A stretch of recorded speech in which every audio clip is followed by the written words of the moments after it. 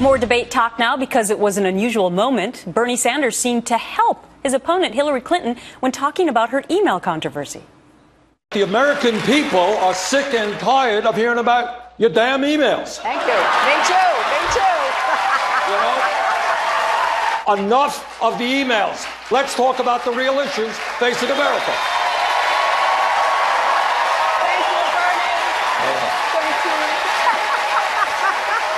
Thank you. Wow. Chris Plant, syndicated radio talk show host. Leslie Marshall, Fox News contributor and also syndicated radio talk show host. Leslie, wow, Bernie Sanders helping out Hillary Clinton? We had a big debate about this on our morning call today, and some of us thought that he wasn't really helping her, but I actually felt like he was. I couldn't believe it when I heard it. What'd you think? Well, I have to tell you, I do know Senator Sanders, and what you see is what you get personality-wise. You know, he's fond of Hillary. I mean, they're in a race, they're opponents, but there is mutual respect, and admiration. This is the number and he's one thing echoing holding the her sentiments back, of the Democrats. Yeah, but this is the one thing potentially holding her back from the nomination, and yet, but and not with the Democrats. Well, I couldn't believe it. Anyway, continue. Thank you, Gretchen. Yeah, not with the Democrats. Remember, this is a first of many primary debates, and the primary audience are Democrats. And Hillary Clinton, yesterday, an ABC News poll was a 79% approval rating and among Democrats. Nobody on that stage is really going to skewer her because it's not going to help them. And I don't think it was that calculated by Bernie. I think that was just quintessential Bernie. I think that's how he feels about the emails. I think he's echoing the sentiments of many Democrats, and maybe he helped her in the process. So Chris, even other Democrats don't care if something criminal happened and that there's an investigation. I'm not saying that it did, but there's an FBI investigation going on. Democrats just don't care about that. They would if it was a Republican, right?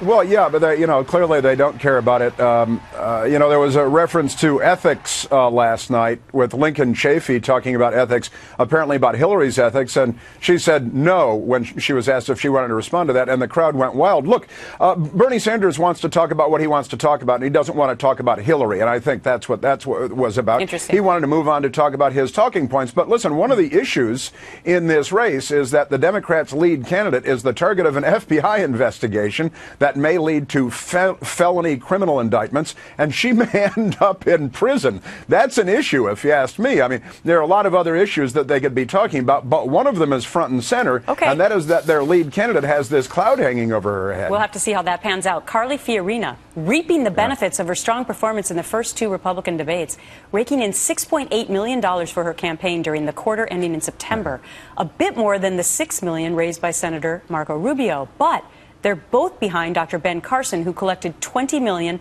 and Senator Ted Cruz, $12.2 million. Are you surprised by the numbers, Leslie?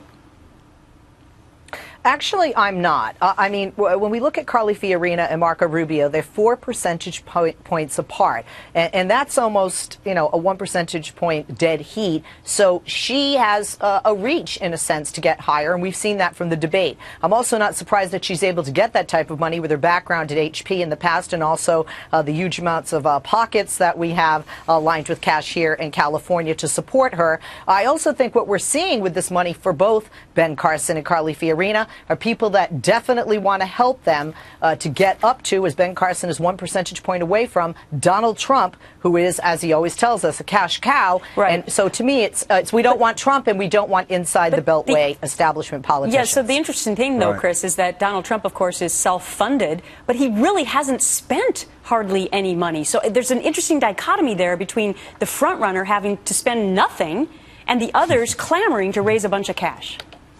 Yeah, well, it's a fascinating year. Nobody's ever seen anything like it. I think the money flowing to Carly Fiorina and Dr. Ben Carson is because the Republican base and lots of people in America have had it with politicians. It's Charlie Brown in the football. We've been lied to 30 times. Lie to me 30 times, shame on you. 31 times, shame on me, apparently. People want somebody who is not a politician. And Ted Cruz is a little bit of an outsider as well, and he has his supporters. But the Republican base in particular, and it's true of the Democrats with Bernie Sanders too, are sick and tired of politicians who conjure up these lines, and they're lying to us. And everybody just expects that we're being lied to now by politicians, career politicians, and they want somebody who's not a politician. Yep. I think that is the understatement of the last couple of weeks. Chris and Leslie, right. thank you. Thanks, so Gretchen. forget